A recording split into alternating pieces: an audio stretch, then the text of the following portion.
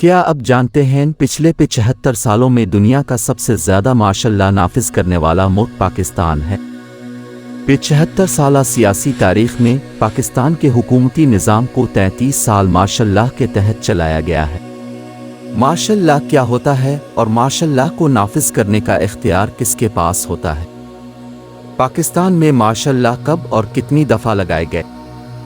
Martial law ایک ایسا قانون ہے جس کا اختیار آرمی چیف اور صدر کے پاس ہوتا ہے۔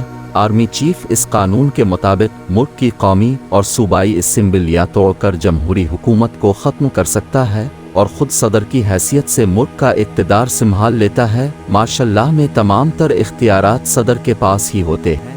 پاکستان میں 7 اکتوبر 1958 کو صدر سکندر مرزا نے فیروز خان کی حکومت کو ختم کر کے پہلا مارشل لا لگایا اور اس وقت کے army chief general Ayub Khan کو چیف مارشل لا ایڈمنسٹریٹر بنا دیا، لیکن ایوب خان نے اختیارات کی کمی محسوس کی تو انہوں نے سکندر مرزا کو 27 اکتوبر 1958 کو جلا وطن کر دیا، کیونکہ مارشل لا تو ملٹری پاور ہی ہوتی ہے۔ اس کے بعد ایوب خان صدر بن گئے اور مکمل طور پر اقتدار سنبھال لیا۔ پھر 1965 کے متنازع الیکشن ہوئے جن میں ایوب خان نے فاطمہ جناح کے مقابلے میں دھاندلی سے الیکشن تو جیت لیا، لیکن الیکشن کی وجہ سے عوام ایوب خان سے سخت ناراض ہو گئی اور ایوب خان کے خلاف پورے ملک میں مظاہرے ہونے لگے۔ دوسری طرف ذوالفقار علی بھٹو نے ایوب خان مکاؤ مہم شروع کر دی، جس پر ایوب خان نے اس سارے معاملے سے تنگ آ کر 25 مارچ 1969 کو اقتدار جنرل یحییٰ خان کے سپرد کر دیا۔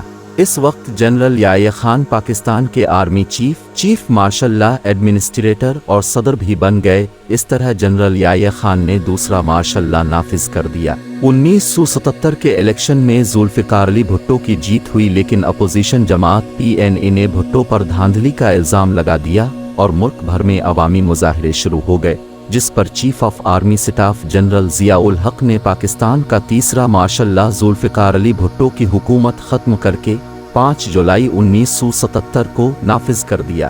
12 اکتوبر 1999 کو جب جنرل مشرف بیرون ملک سے واپس آ رہے تھے تو انہیں اطلاع ملی کہ وہ اب پاکستانی آرمی چیف نہیں رہے، کیونکہ وزیر اعظم نواز شریف نے انہیں اس عہدے سے ہٹا دیا ہے۔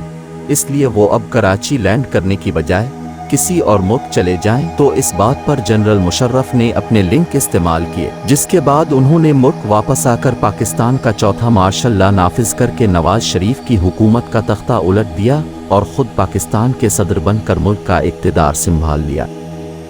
پاکستان نے جمہوری حکومتوں کی نسبت مارشل لا کے ادوار میں زیادہ ترقی کی۔ ایوب خان کے دور میں پاکستان میں زراعت اور صنعتی ترقی بے حد ہوئی۔ جنرل ایوب کا دور پاکستان کی ترقی کا سنہرا دور سمجھا جاتا ہے۔